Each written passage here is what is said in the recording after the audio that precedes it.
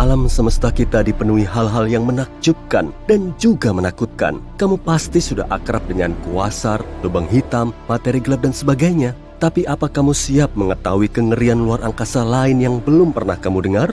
Apa kamu ingin mengunjungi dunia teraneh di alam semesta? Oh iya, bukan aku loh yang membuat daftar ini, melainkan NASA sendiri. Selamat datang di galaksi kengerian, koleksi Halloween NASA yang menakjubkan.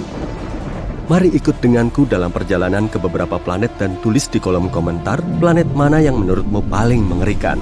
Pasang sabuk pengamanmu. Tujuan pertama kita adalah raksasa gas bernama Trace 2B.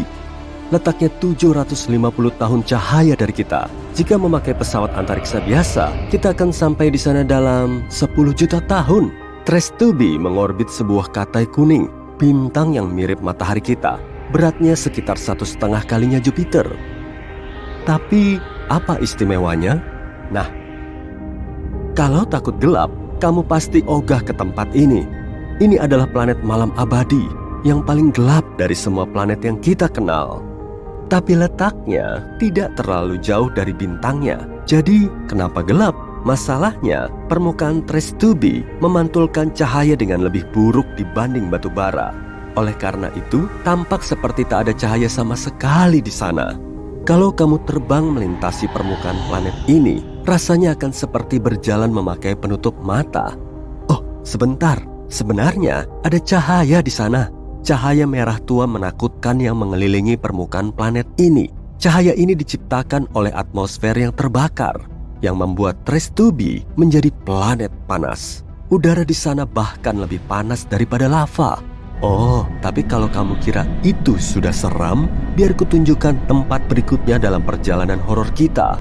NASA pun agak blak-blakan saat menamai planet ini. Tempat selanjutnya bukan cuma satu planet, melainkan 3 sekaligus. Letaknya juga lumayan jauh, 2300 tahun cahaya dari matahari. Kita bisa sampai sana naik pesawat dalam waktu sekitar 35 juta tahun. Ketiga planet ini berada di konstelasi Virgo dan ketiganya sangat ringan, jauh lebih ringan daripada bumi. Ketiga eksoplanet ini dinamai Poltergeist, Draugr, dan Phobetor. Keren juga ya, alasannya adalah masing-masing planet ini akan segera menjadi hantu. Masalahnya, mereka tidak mengitari bintang, melainkan mengitari pulsar. Pulsar adalah bintang neutron yang berputar dengan medan magnet yang sangat kuat. Simpelnya, ini adalah bintang yang kelak akan meledak. Setelah meledak, pulsar biasanya memancarkan pulsa yang sangat kuat sehingga menyebabkan bintang berputar dengan kecepatan tak terbayangkan, yaitu beberapa ribu putaran per detik. Pada saat yang sama, pulsar terus memancarkan pulsar elektromagnetik yang memengaruhi apa saja di sekitarnya. Jadi kamu mungkin sudah menebak apa yang akan terjadi pada planet-planet zombie kita. Mereka secara perlahan dan bertahap dihancurkan di bawah pengaruh radiasi yang sangat besar. Suatu hari, planet-planet itu akan menghilang tanpa jejak. Planet mirip hantu yang mengorbit bintang mayat hidup. Yep, dunia zombie adalah nama yang cocok untuk mereka. Tak heran kalau para ilmuwan menjuluki pulsar ini sebagai Lich. Meski nama resminya agak panjang, tapi paling enggak ketiga planet ini tetap setia bersama sampai akhir. Nama planet ini panjang sekali. Siap-siap ya.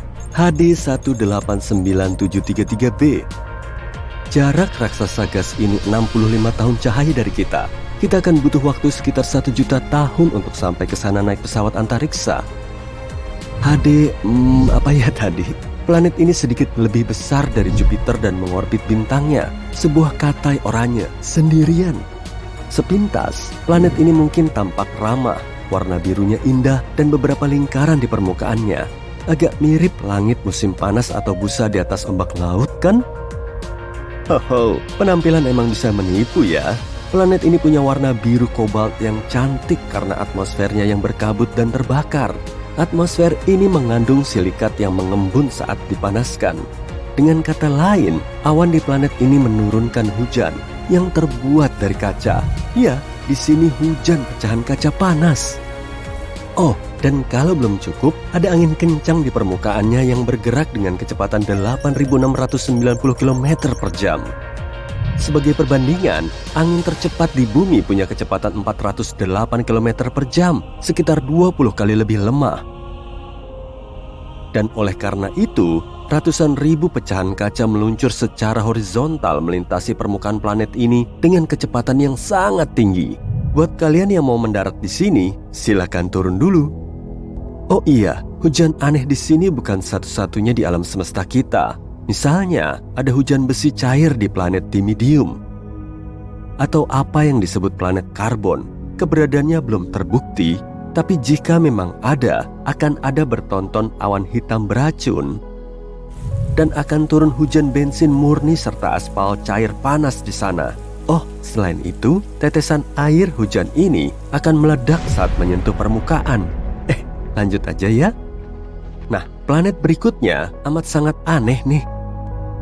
Bukan cuma berputar di sekitar bintangnya, planet ini hidup di dalam bintangnya. Keajaiban kosmik ini dinamai KOI 55b atau Kepler 70b. Planet ini sangat jauh dari kita, yaitu 4.000 tahun cahaya. Akan butuh waktu 70 juta tahun naik pesawat antariksa untuk ke sana.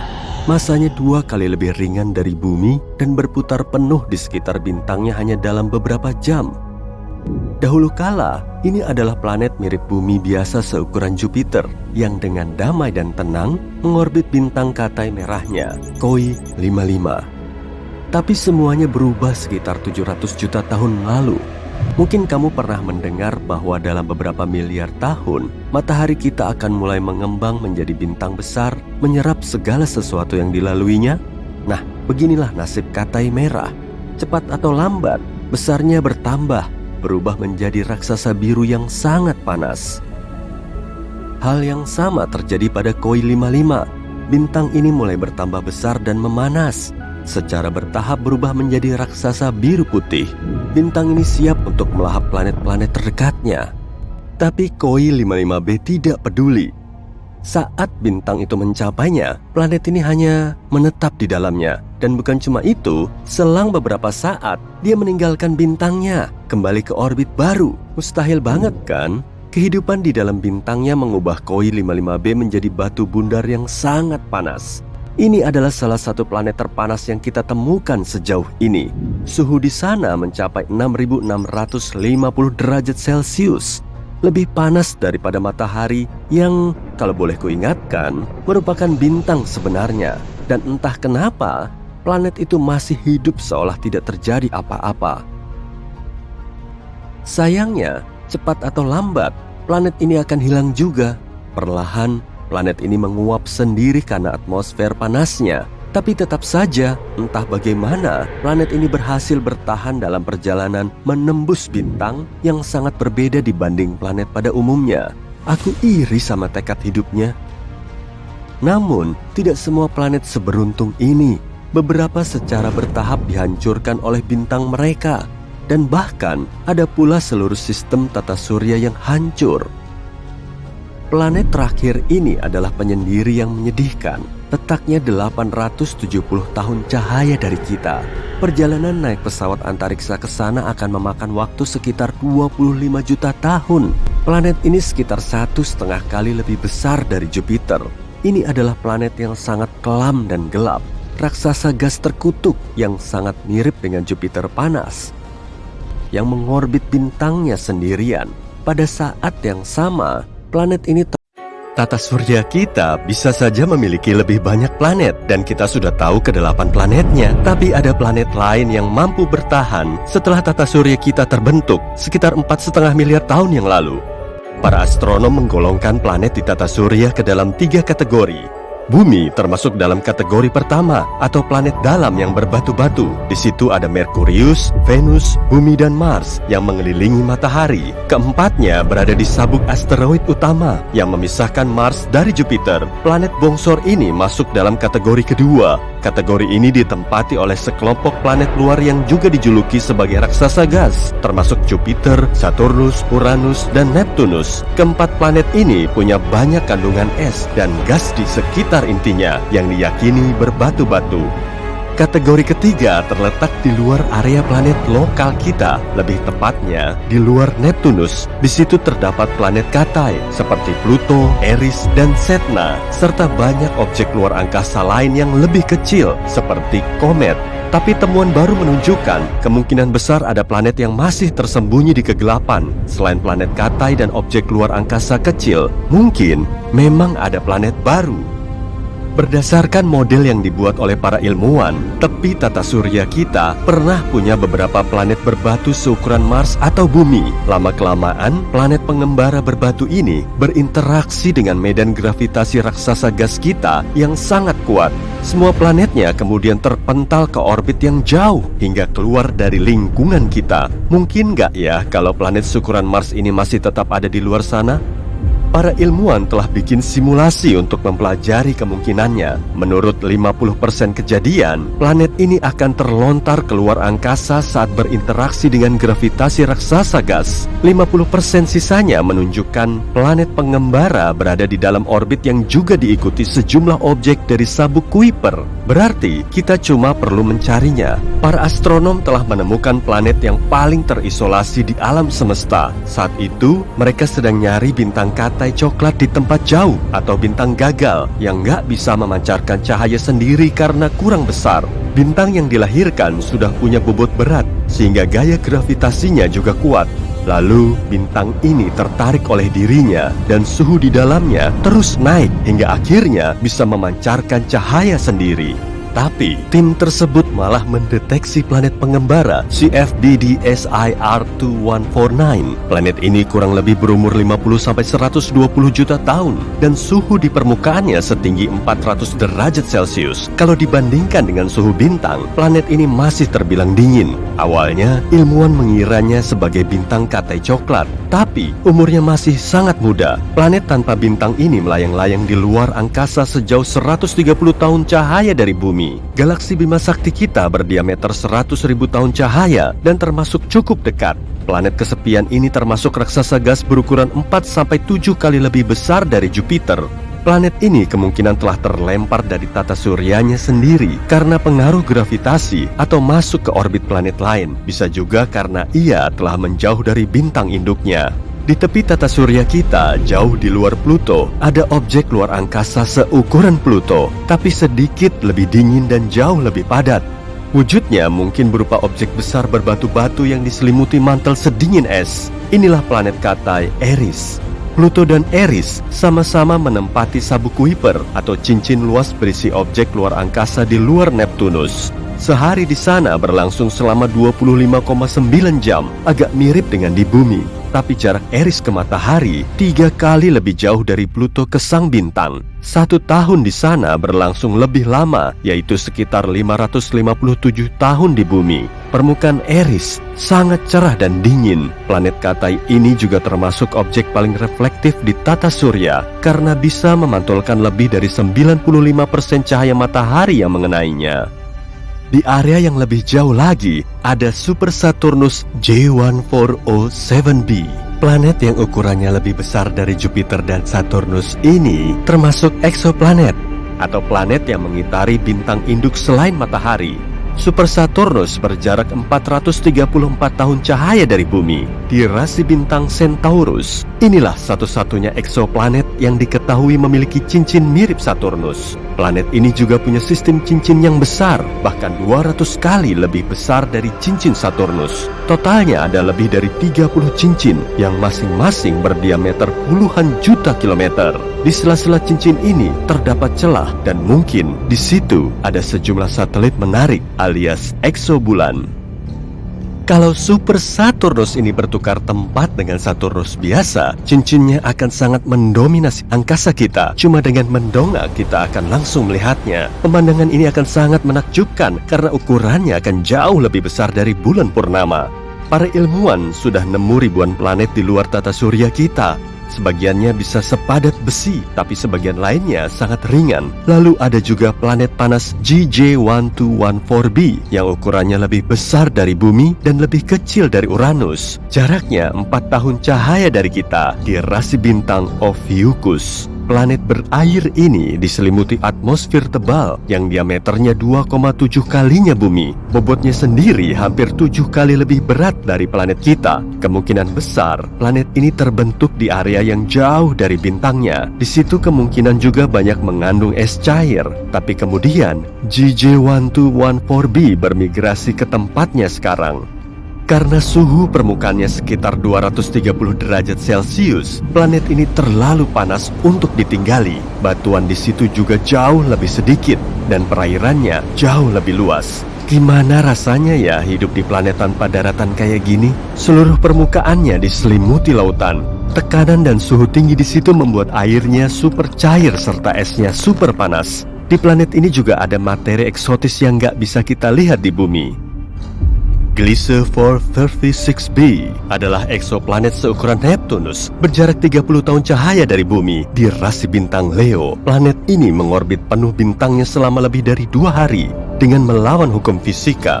Gliese 436b mengorbit bintangnya Gliese 436 yang lebih kecil, lebih dingin, dan lebih redup dari matahari kita. Jaraknya 15 kali lebih dekat dari jarak Merkurius ke matahari.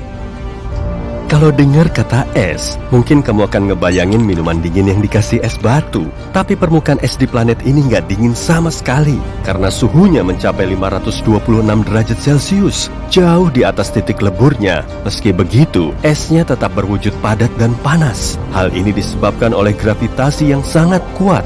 Gravitasi ini menekan uap air di atmosfer menjadi es padat. Tekanan di situ nggak bisa bikin esnya mencair, meskipun suhu permukaannya super ngebul. Sekarang coba deh bayangin kamu lagi ada di planet misterius. Tiba-tiba di situ mulai turun hujan, safir, dan ruby.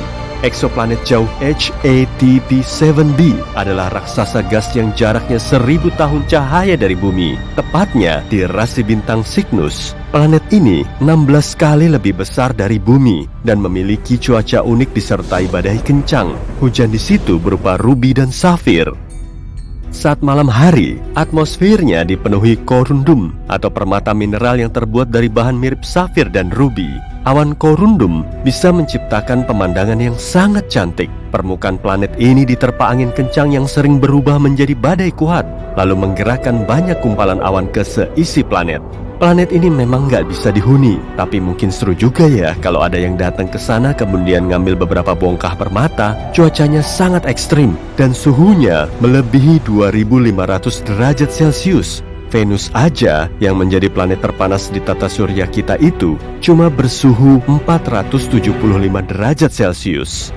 Di hamparan ruang angkasa, kamu bisa melihat titik biru kecil dan cantik di antara kegelapan. Inilah eksoplanet HD 189733b yang terletak 63 tahun cahaya dari bumi, tepatnya di rasi bintang Vulpecula. Tapi planet ini jauh lebih panas dan lebih besar dari bumi, kira-kira seukuran Jupiter. Kala revolusinya selama 2,2 hari di bumi.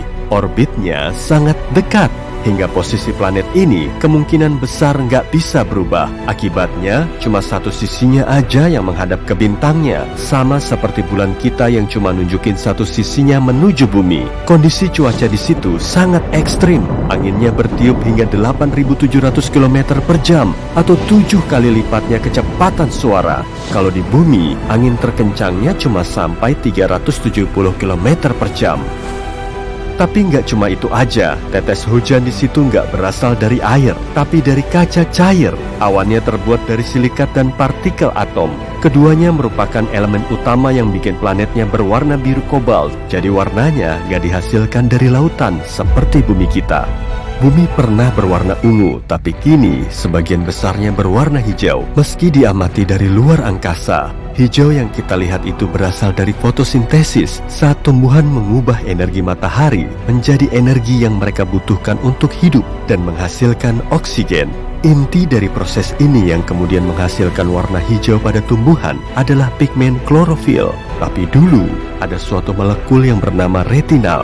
Pigmen ini menyerap cahaya kuning dan hijau, lalu mengubahnya menjadi merah dan biru. Jadi bumi kita pernah kelihatan ungu. Ada juga planet pink GJ504b yang lokasinya sangat jauh di rasi bintang Virgo. Eksoplanet berukuran 4 kali lipatnya Jupiter ini baru terbentuk sekitar 160 juta tahun lalu. Bumi kita aja udah berumur 4,5 miliar tahun. Kalau kita datang ke planet ini, kita akan bisa ngelihat dunia cantik yang bersinar dari panas formasinya. Semua yang ada di sekitarmu akan berwarna magenta. Wah, langitnya cantik banget. Sepanjang sejarah, manusia telah mencari-cari kehidupan antar bintang dan planet di dekat bumi. Tapi rupanya, ruang angkasa juga punya mata. Peradaban nun jauh di sana kemungkinan sedang mengawasi bumi. Dan kita memang nggak tahu pasti kebenarannya sih. Tapi menurut klaim para saintis, minimal ada 29 planet jauh yang penghuninya sedang mengawasi kita. Ada pengagummu juga tuh. Senyum yang manis dong. Sejauh ini telah teridentifikasi 1.715-an sistem bintang tetangga di galaksi Bima Sakti dan penghuninya bisa mendeteksi bumi dengan teleskop konvensional. Semua bintang ini berada di galaksi kita, jadi kalau peradabannya bisa mengarahkan teleskop ke matahari, mereka akan menangkap titik kecil yang melintas di antara matahari dan si pengamat. Metode ini dinamakan sebagai transit. Biasanya transit digunakan untuk mendeteksi planet dalam astronomi. Kita juga bisa loh mengamati fenomena ini dari rumah secara langsung cuma dengan teleskop. Arahin aja teleskopnya ke matahari, kemudian tunggu. Ada Merkurius tuh, planet yang paling dekat dengan matahari ini cuma kelihatan sebagai titik kecil. Proses transit Merkurius bisa berlangsung minimal selama 5 jam. Dan fenomena ini bisa terjadi sampai 14 kali dalam seabad. Transit berikutnya diperkirakan akan berlangsung pada tanggal 13 November 2032. Catat di kalendermu ya, biar kamu nggak ketinggalan. Kita juga bisa melihat Venus, planet kedua dari matahari. Tapi karena jaraknya lebih jauh dari Merkurius, transitnya juga lebih jarang. Terakhir, planet ini teramati pada tahun 2004 dan 2012. Transit berikutnya diperkirakan akan terjadi pada tahun 2117 dan 2125. Wah, masih lama banget ya. Penghuni sistem bintang ini kemungkinan bisa mengamati bumi, tapi teleskop jarak jauh punya mekanisme lain. Sebetulnya si pengamat nggak akan bisa mendeteksi titik hitam dengan matahari berada di belakangnya. Teleskop ini akan mengukur kecerahan matahari kita, dan saat posisi bumi mulai berada di antara matahari dan si pengamat, teleskop akan mendeteksi intensitasnya akan menurun karena planet kita menghalangi cahayanya. Saintis dari peradaban di luar bumi kemudian akan mampu memanfaatkan penurunan intensitas cahaya matahari untuk menghitung ukuran planet kita. Tapi dari 1.700-an sistem bintang ini, gak semuanya punya kehidupan. Ilmuwan telah memilahnya lagi menjadi 29 planet di dekat sang bintang. Planet ini berpotensi laik huni karena ukurannya kurang lebih sebesar bumi dan berada dalam zona laik huni dari bintang induknya. Berarti jaraknya gak terlalu mepet dan suhunya gak terlalu ngebul untuk mendukung terbentuknya kehidupan. Airnya juga gak langsung menguap karena jaraknya gak terlalu jauh, suhunya juga gak terlalu dingin, dan airnya gak berwujud es. Jadi kita bisa berasumsi kalau di sana ada peradaban, mengingat bahwa air merupakan unsur penting bagi proses terbentuknya kehidupan. Menurut teori, penghuni planet ini bisa melihat transit bumi selama 5.000 tahun terakhir. Saat manusia di bumi sedang membangun piramida Giza dan Stonehenge, makhluk di luar sana kemungkinan telah mengamati nenek moyang kita. Salah satu dari planet ini cuma berjarak 11 tahun cahaya dari bumi, tepatnya di dekat bintang Ross 128 alias Katai Merah di rasi bintang Virgo. Di situ ada eksoplanet berukuran 2 kali lebih besar dari bumi yang termasuk dalam zona Laikuni. Menurut teori, penghuni planet ini bisa melihat transit bumi secara rutin selama 2000 tahun. Tapi sekitar 900 tahun yang lalu, posisinya telah tergeser. Planet lain sejauh 12,5 tahun cahaya berada di dekat bintang induk T-Garden. Dari sini, transit bumi bisa teramati dan penghuninya bisa mengamati kehidupan kita selama 29 tahun. Pengamatan para ilmuwan juga tertuju pada sistem bintang TRAPPIST-1. Di dalamnya terdapat sekitar 7 eksoplanet hampir mirip dengan tata surya kita, dan 4 di antaranya berada dalam zona Laikuni dari bintang induknya. Tapi penghuninya nggak bisa mengamati bumi hingga 16 abad lagi. Meski begitu, kita masih bisa nyoba berinteraksi dengan semua planet ini karena jaraknya cukup dekat dan bisa menangkap sinyal radio dari bumi. Gelombang radio bisa menembus ruang angkasa dengan kecepatan cahaya dan planet kita telah memancarkan sinyal radio secara non-stop sejak tahun 1895.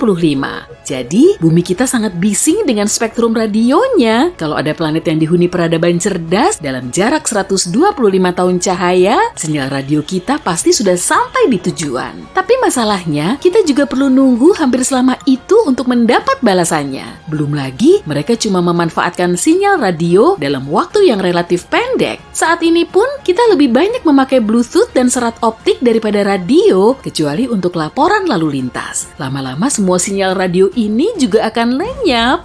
Peradaban di luar bumi yang menggunakan komunikasi radio pasti memiliki teknologi maju. Tapi bisa juga kehidupan di luar angkasa sana jauh berlainan dari asumsi kita. Sinyal radio sudah sampai di planet tersebut, tapi penghuninya nggak bisa menerimanya. Dan saat mereka bikin antena untuk menerima sinyal radio kita malah sudah nggak memancarkannya lagi. Meski begitu, para ilmuwan terus berupaya untuk mengirim sinyal radio terenkripsi ke ruang angkasa agar bisa berkomunikasi dengan peradaban di luar bumi. Pada tahun 1974, mereka telah mengirim pesan Arecibo ke medium antar bintang. Kalaupun memang ada peradaban yang memahami pesan itu, mereka akan melihat bentuk kotak seperti ini. Di dalamnya terdapat semua informasi tentang manusia. Yang teratas berisi sistem nomor kita, lalu ada nomor atom, kemudian DNA kita, beserta gambar untainya di bagian bawah. Yang ini gambar manusia, di bawahnya ada gambar tata surya kita. Dan posisi bumi, planet ketiga di tata surya kita, nggak sejajar dengan planet lain. Dengan begini mereka akan tahu kalau pesan ini berasal dari bumi. Di bawahnya terdapat diagram teleskop radio Arecibo. Sebagai alternatif, pesan ke planet nun jauh di sana bisa dikirim melalui surat biasa yang diangkut dengan probe luar angkasa. Metode ini juga sudah dilakukan. Voyager 1 dan Voyager 2 diluncurkan pada tahun 1977 dan masih beroperasi sampai sekarang. Pada tahun 2012, Voyager 1 menjadi objek buatan manusia pertama yang berhasil sampai di medium antar bintang. Voyager 1 terbang ke bintang jauh sambil membawa pesan yang terekam dalam piringan emas. Piringan ini berisi salam dalam 55 bahasa di seluruh dunia. Ada juga musik dari berbagai penjurunya, serta berbagai bunyi-bunyian seperti bunyi lautan, suara manusia, dan suara hewan. Selain itu, ada 116 foto yang termuat di dalamnya, termasuk foto manusia dan lanskap bumi. Gambar tersebut juga memuat informasi soal matahari dan DNA kita. Di wadah piringan itu, terdapat petunjuk beserta jarum untuk memutar rekamannya. Ada juga peta pulsar galaksi kita agar astronom dari peradaban di luar bumi bisa menemukan tata surya kita. Tapi metode seperti ini punya kelemahan utama pada waktu. Voyager 1 akan sampai di destinasi pertamanya, yaitu bintang Gliese 445 dalam waktu 40.000 tahun. Lalu Voyager 2 akan tiba di bintang Rosse 248 dalam waktu 42.000 tahun. Dan selama sekitar 296.000 tahun, Voyager 2 akan melintasi Sirius, bintang paling terang di langit malam. Lama banget! Peradaban di luar bumi juga bisa mendeteksi kita dengan kalkulasi dan rumus. Mereka cuma perlu lebih jeli saat mengamati matahari. Dalam sistem bintang berplanet, bintang induk nggak cuma diam. Ia berputar pada orbit kecil dan bintang yang berat ini menarik semua planet di sekitarnya. Tapi planet tersebut juga punya gravitasi dan resistansi sendiri. Akibatnya sang bintang agak bergeser, kemudian berputar. Peradaban di luar bumi bisa memperkirakan pergeseran matahari untuk menentukan masa planet di dekatnya. Dengan metode ini, para astronom bisa menemukan 548 eksoplanet.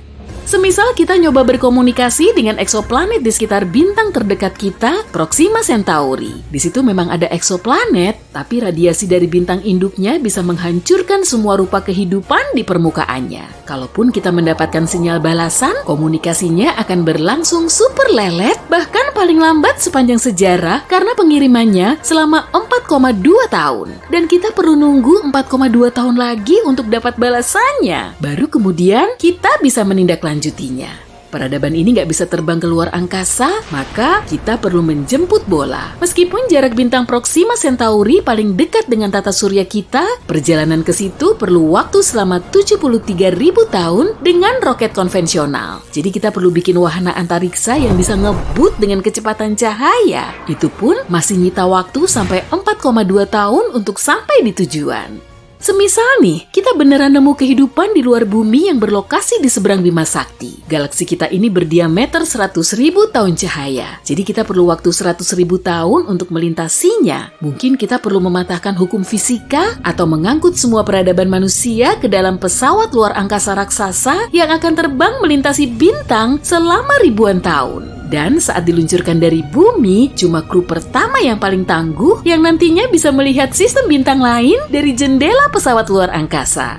Hei, geser dikit dong, aku kan juga pengen lihat keluar.